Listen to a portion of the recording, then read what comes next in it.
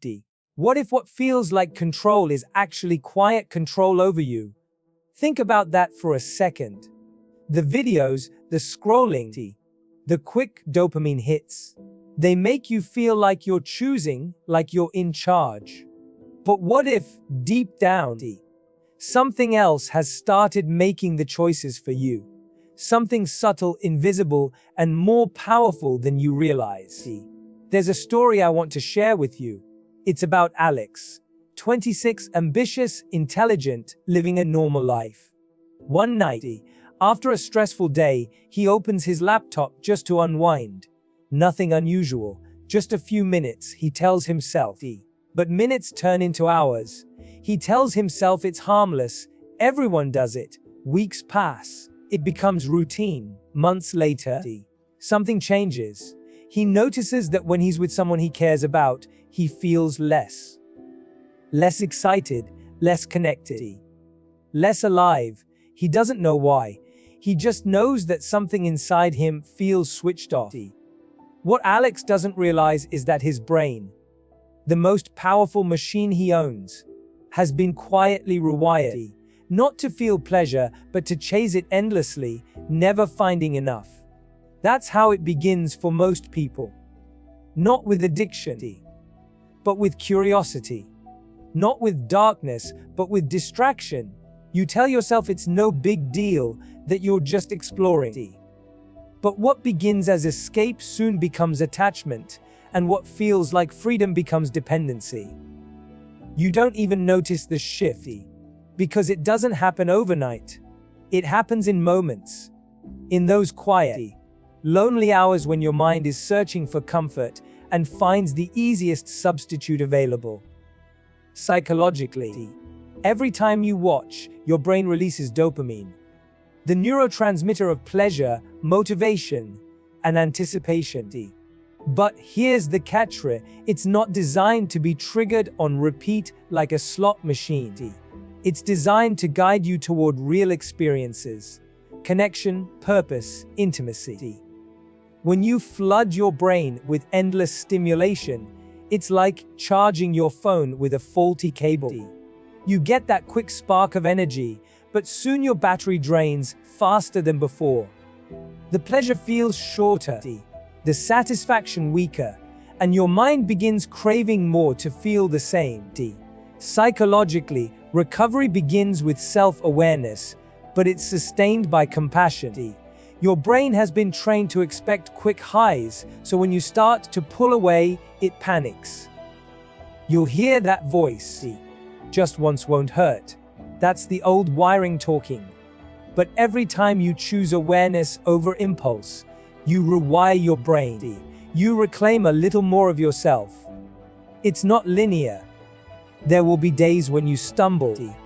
But relapse isn't failure. It's feedback. It's your body saying, I still need healing. And when that happens, instead of shame, respond with strategy. Pause. Reflect. Ask yourself, what emotion was I trying to escape? That question alone can change everything. And if you're in a relationship, your healing will challenge your partner too. Because addiction doesn't exist in isolation. It ripples into connection. The most powerful thing you can say to your partner is, I'm not perfect, but I'm trying. I want you to see my effort, not my mistakes. That honesty builds trust. It tells them you're not hiding anymore. And that's how love becomes a mirror for accountability, not judgment. Now imagine this 30 days from today. You wake up and realize that you no longer need the screen to feel alive. You find excitement in conversation, beauty in small moments, and strength in silence. That's what healing looks like. Not perfection, but presence. So here's your challenge. For the next 24 hours, don't aim to quit forever. Just aim to notice. Every time you feel the urge, pause. Name what you feel. Breathe through it. That's how transformation begins. Not in giant leaps, but in small, conscious moments of awareness. Because freedom doesn't arrive one day. It grows inside you quietly. Every time you choose yourself over your escape. And maybe that's the real victory. Not that you stopped watching porn, but that you finally started watching yourself. This is how the loop begins, one that's not about sex, but about self-soothing. Because underneath that habit, there's usually something deeper: loneliness, anxiety, restlessness, the desire to escape what you don't want to feel. Porn becomes less about pleasure and more about avoidance. It gives you control when life feels uncertain. It gives you instant gratification when the real world feels slow and demanding. But over time, it starts taking away something far more valuable: your sensitivity to real connection. And here's the truth most people never realize: you don't get addicted to the content itself. You get addicted to the emotion it creates. The illusion of being in control, desired, powerful, comforted. It's not about what you see on the screen, it's about what you don't want to feel in your life. The screen becomes a mirror for what's missing.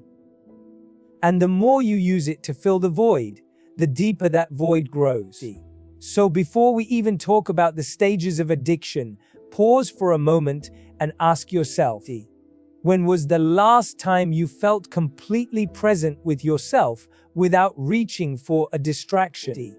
When was the last time pleasure felt real, not virtual? Because awareness begins the moment you stop judging and start observing. You don't heal by hating the part of you that seeks escape. You heal by understanding what it's trying to escape from. That's where the journey back to control truly begins.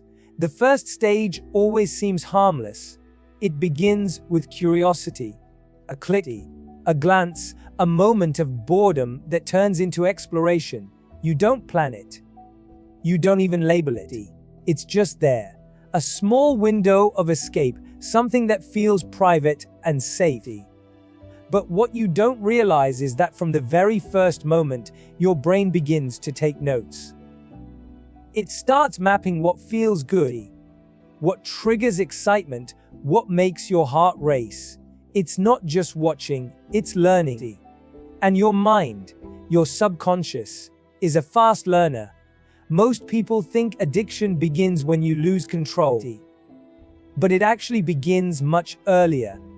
In that quiet moment when something external starts to influence what your brain finds pleasurable. It's like wet cement. The first imprint leaves the deepest mark.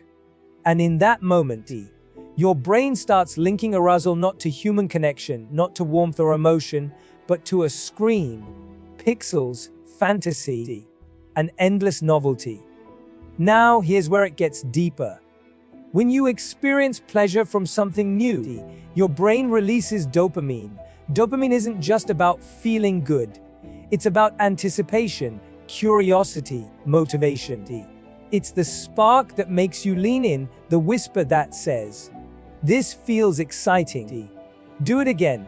But dopamine doesn't just reward you, it trains you. Each click, each image, each scene becomes part of an invisible feedback loop, teaching your brain that stimulation can be instant, effortless, and limitless. That's the illusion. The sense of control. You believe you're choosing when to stop, when to start, when to indulge. But deep down, your brain has started rewriting its own code. It's like your internal compass is being magnetically pulled away from true north. Over time, the more you rely on external stimulation, the less sensitive your natural system becomes. Real intimacy starts to feel slow. Real emotions feel too unpredictable, too raw, too vulnerable. So the mind starts preferring fantasy. Because fantasy never rejects you, never surprises you, never asks for anything real. This is why the first stage is so dangerous. Not because of the behavior itself, but because of the belief that it's harmless. It plants a quiet seed of conditioning. And like any seed, it grows in the dark. Most people never notice when it starts to take root. They don't realize how their habits are shaping their attention, their confidence, their relationships. That's how subtle it is. And the reason it feels so hard to recognize is because your brain confuses stimulation with connection. It's like giving your mind candy when it needs nourishment. Sweet, instant, addictive, but ultimately empty. You get the sugar rush without the substance, and slowly your appetite for real connection begins to fade. If you've ever felt that emptiness right after the high, that quiet sense of regret that follows satisfaction, that's your mind trying to wake you up. That's your deeper self whispering, "This isn't what I actually need." Because beneath every urge is an unmet emotion. Loneliness, boredom, anxiety, the need to feel alive or wanted. The screen only mirrors what the heart is missing. So before you tell yourself, "It's not a big deal," ask a deeper question. Why do I need it in the first place? What am I avoiding when I reach for it? Because the first stage of addiction isn't about pleasure. It's about pain that's gone unnoticed. And the moment you have the courage to look at what you're really escaping from, that's the first moment you begin to take your power back. There's a moment, subtle, almost invisible, when curiosity turns into craving. You don't notice it at first. You tell yourself you're just exploring, just relaxing, just passing time. But somewhere between "I want to" and "I need to," something changes. The same content that once felt thrilling starts to feel familiar, predictable, even dull. And so you search for more, not necessarily more time, but more intensity, stronger sensations, stranger categories. Something that reignites that original spark. But here's the paradox. The more you chase that spark, the dimmer it gets. What's happening beneath the surface is tolerance. The silent evolution of every addiction. Your brain's reward system, once lit up by novelty, begins to adjust. It starts saying, "I've seen this before," so you go further, trying to break past the boredom. But every new level of stimulation only moves the goalpost. Pleasure becomes harder to reach. Satisfaction shorter to last. You've trained your brain not to enjoy, but to chase enjoyment. Think about that for a moment. You're not pursuing connection, you're pursuing a chemical. The brain doesn't care if that dopamine comes from a meaningful hug or a flickering screen. It just wants more. It's like a musician who once played for the love of music, but now can't feel anything unless the crowd screams louder.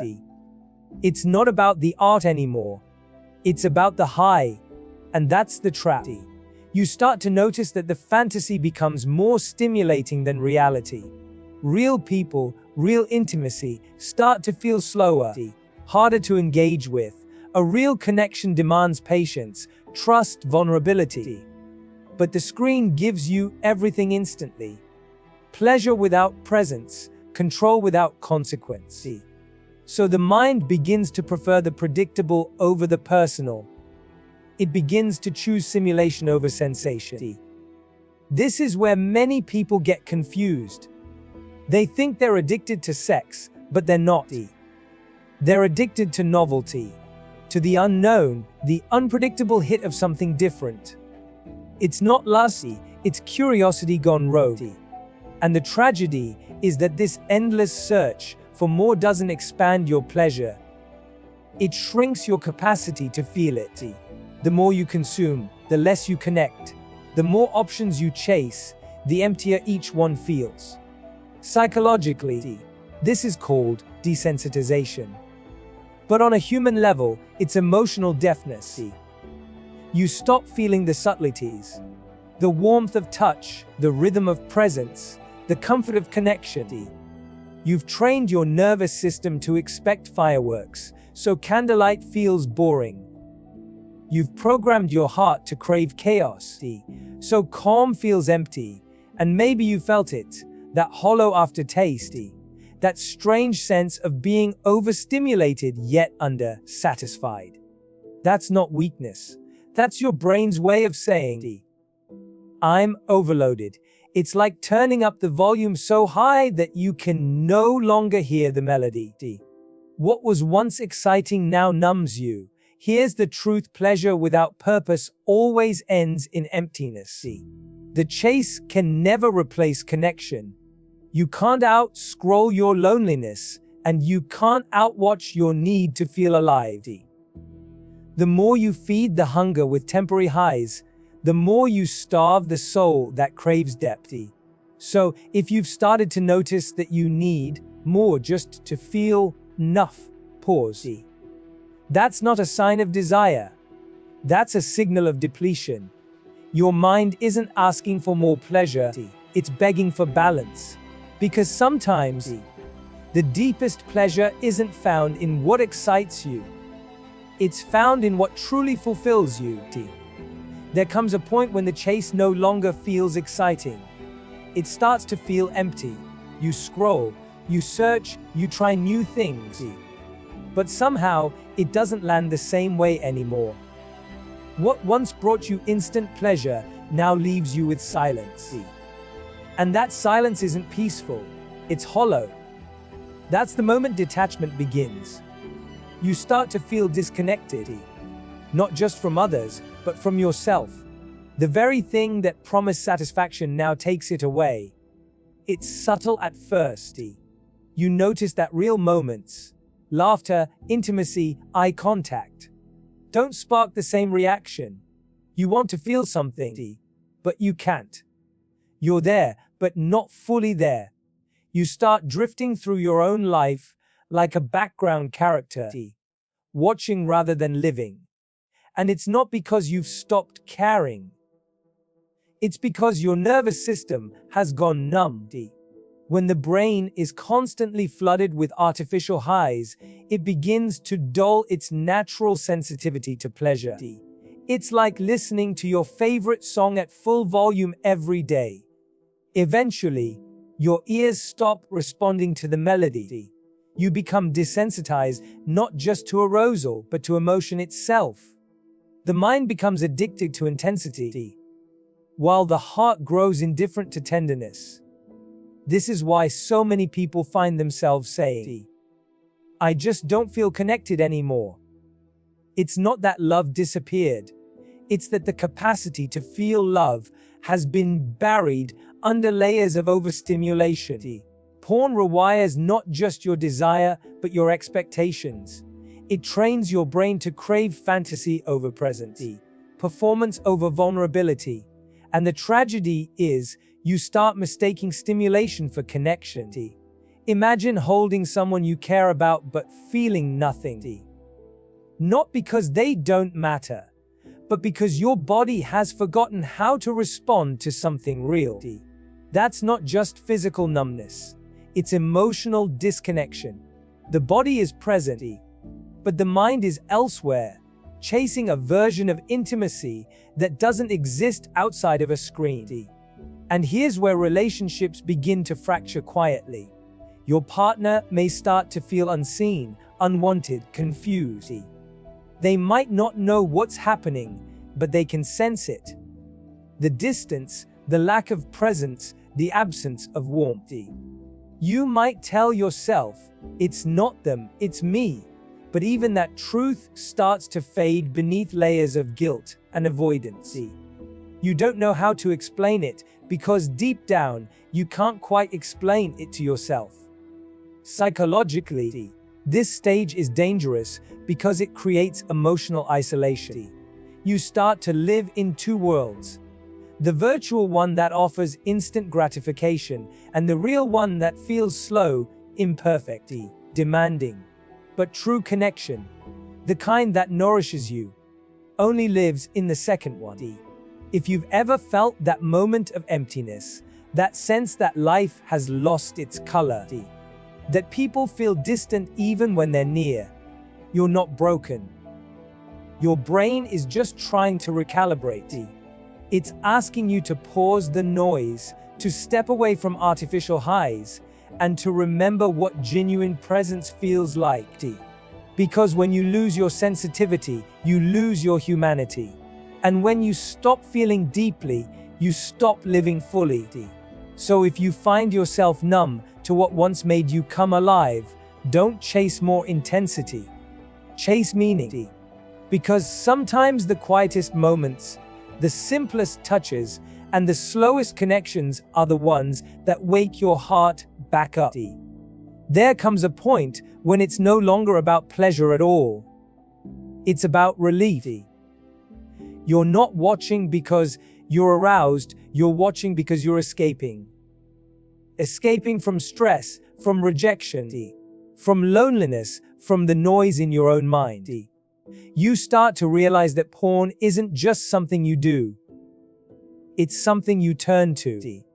It becomes the place where you hide from discomfort, where you silence your emotions, where you feel a sense of control in a life that sometimes feels uncontrollable. At this stage, the addiction takes on a different shape. It's no longer driven by desire, it's driven by avoidance. Every time you feel anxious, overwhelmed, or emotionally drained, your brain remembers the shortcut, the instant hit of dopamine that promises to make the pain go away. But the truth is, it doesn't erase the pain, it only delays it. Like covering a wound with a temporary bandage. It looks fine on the surface, but underneath, the wound keeps deepening. You might even start noticing a pattern. You watch after a fight. You watch when you're stressed about work. You watch when you feel lonely. It's never just random, it's ritual. Your mind learns. When I feel bad, this makes me feel better. And over time, you stop learning how to deal with pain. You just learn how to avoid it. That's how emotional resilience starts to die, one small escape at a time. The paradox is that the very act meant to comfort you begins to harm you. You feel a momentary calm, but right after, there's guilt, shame, and disappointment. That's the emotional hangover of escapism. The temporary high is followed by an even deeper low. And the only way you know to get rid of that low is to go back for another hit. That's the trap. The same behavior that soothes your pain is also the one creating it. And if you're in a relationship, this is the stage where your partner often starts to feel the emotional distance. They can sense you pulling away, even if they don't know why. They might not say it directly, but their heart feels it. That something invisible is standing between you and them. They might ask, "Is everything okay?" And you say, "Yeah, I'm fine," but both of you know you're not. In these moments, the most powerful thing you can do is honesty. Not confession, but connection. A simple truth like, "I've been using this to numb something I don't know how to face," can open the door to healing. Because what your partner needs isn't perfection, it's presence. They don't need you to have all the answers. They just need to know you're trying to face what's real. Escapism feels safe because it requires nothing of you. Real connection feels risky because it asks for everything. Vulnerability, patience, truth. But only one of them actually heals you.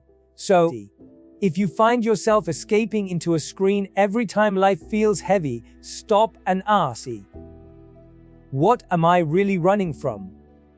Because sometimes, the pain you're trying to avoid is actually the pain you need to face. And facing it, even with trembling hands and an unsteady heart, is how you start turning escape into evolution. You don't heal by avoiding the storm. You heal by learning to stand in the rain without running away. This is the stage where you start to realize something's not right. You tell yourself you'll stop. Tomorrow, next week, after this one last time. You make promises in the mirror that you don't keep. You delete the tabs, clear the history, and swear you're done. But somehow, the urge always finds its way back. It's in the quiet moments, the lonely hours, the emotional dips. You don't even crave it sometimes, it just happens, like a reflex. And that's when it hits you. It's not you choosing anymore. It's something else choosing for you. This is dependency, the stage where the habit becomes the master. You can feel the conflict between two voices inside you. One whispers, just this once. The other pleads, please stop. You start to live between guilt and desire, between shame and escape. You crave the release, but you hate what follows. You feel caught between who you are and who you wish you were. And here's the hardest part.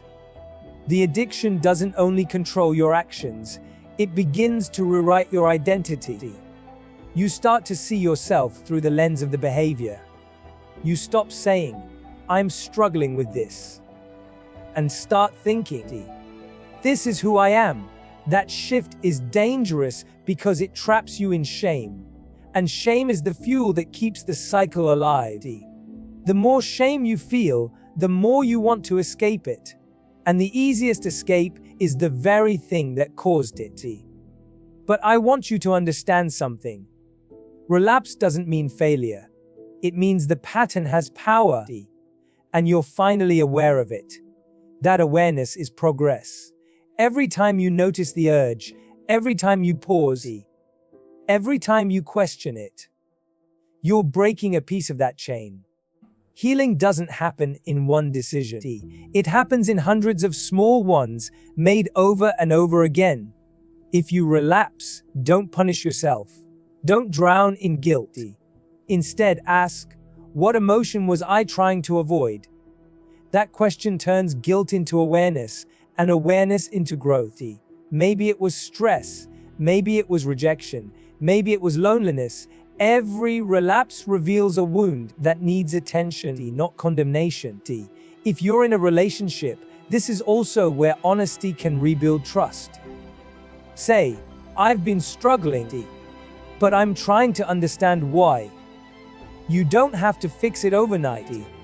Just let the other person see that you're showing up, not as a perfect partner, but as a real one. Healing isn't about hiding your battle. It's about owning your story. Because what you own can't own you anymore. And when you start replacing escape with awareness, something incredible happens. You begin to feel again the full range of it. The discomfort, the craving, the anxiety. Yes, but also the pride, the progress. The growing strength that comes from choosing differently. That's the beginning of freedom. You might not control the first thought or the first urge, but you do control what happens next.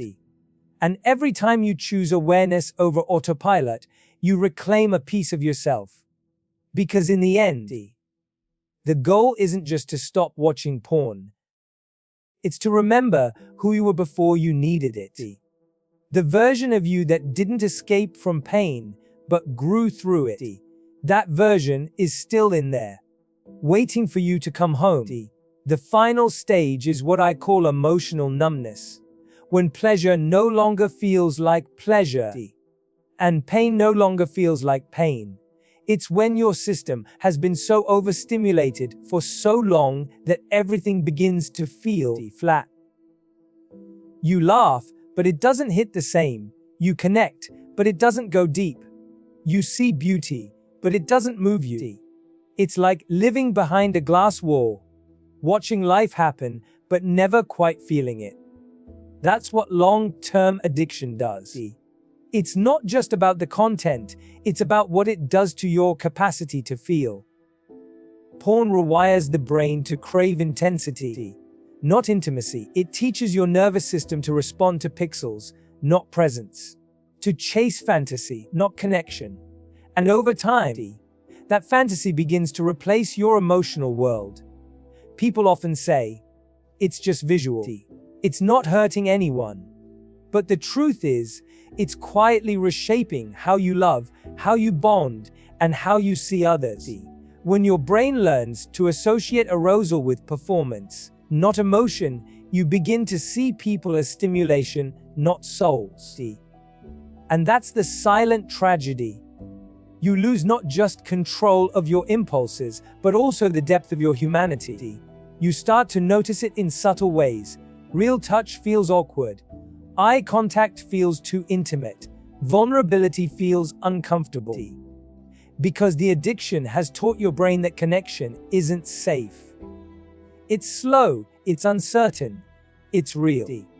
And real doesn't give you instant dopamine. But here's the beautiful paradox. The same brain that was rewired by addiction can be rewired by healing. Neuroplasticity doesn't judge what you feed it, it simply adapts. If you've spent years teaching your mind to chase instant highs, you can spend the next teaching it to rediscover real peace.